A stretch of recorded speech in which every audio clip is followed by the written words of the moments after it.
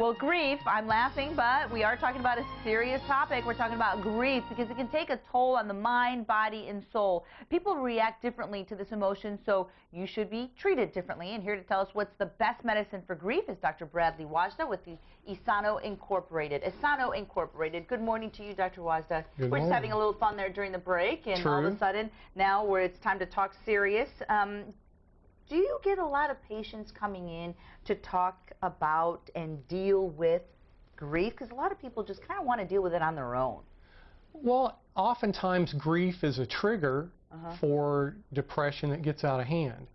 I'll have a lot of people come to see me for depression and they'll say it started when a loved one passed or a major event happened in their life where they lost maybe a way of life or good health or...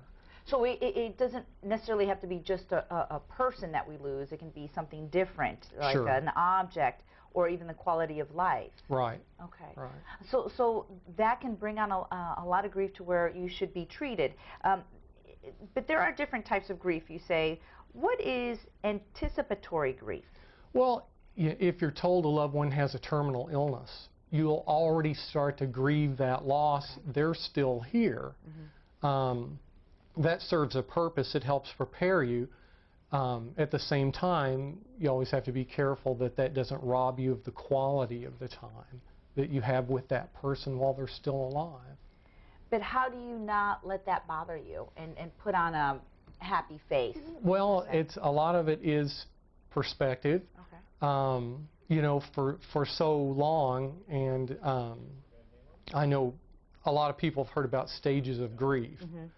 And there have been some stages that were accepted as a standard put forth by Elizabeth Kubler-Ross. And who is she? I'm sorry. She did a lot of research regarding grief. Okay, okay. And so way back in the day when I went to medical school and took my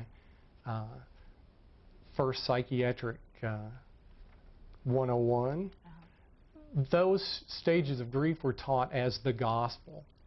Nowadays, it's something different. Nowadays, particularly George Bonanno, he's a PhD at Columbia, did a book called The Other Side of Sadness, pointing out that resiliency is actually a norm as well. In other words, people can handle grief extremely well. Not necessarily have to go through those stages. In fact, the stages can be almost a detriment in that people feel like they need to move through those, so they feel pushed. But in fact, grief is something that's unique to everybody, depending on who you are and the nature of your loss. Yeah, and sometimes the nature of the loss, as that first point says, obviously a person or even a pet. I've seen a lot of people grieve over their pets because pets become part of the family. Absolutely.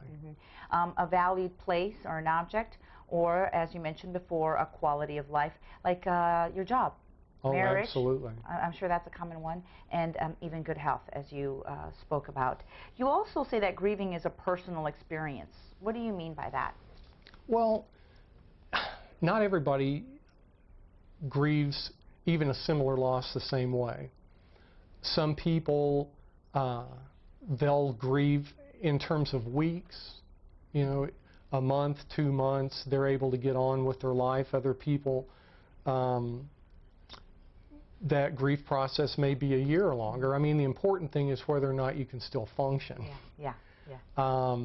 So, you know, we're all unique, and that uniqueness comes out also in our grieving process. And there are stages of grief, which we see on the screen right now. The first one being shock and denial.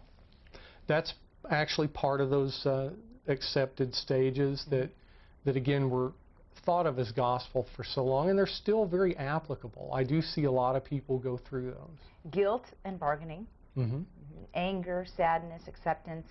At what point do people need to realize that they're going through this and that they need to seek help before it gets worse?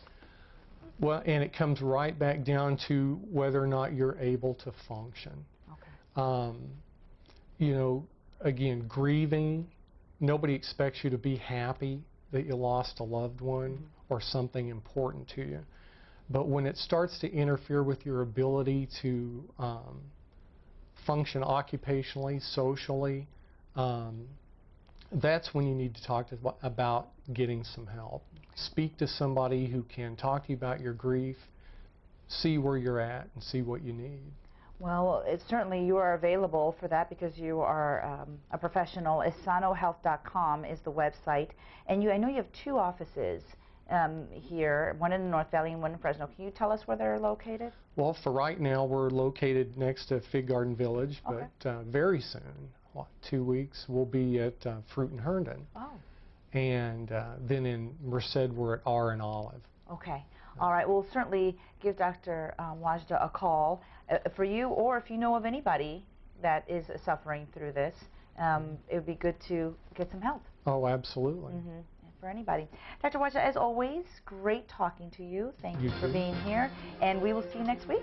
Absolutely. Okay. It's a pleasure. Sounds great. Have a great weekend. You too. All right.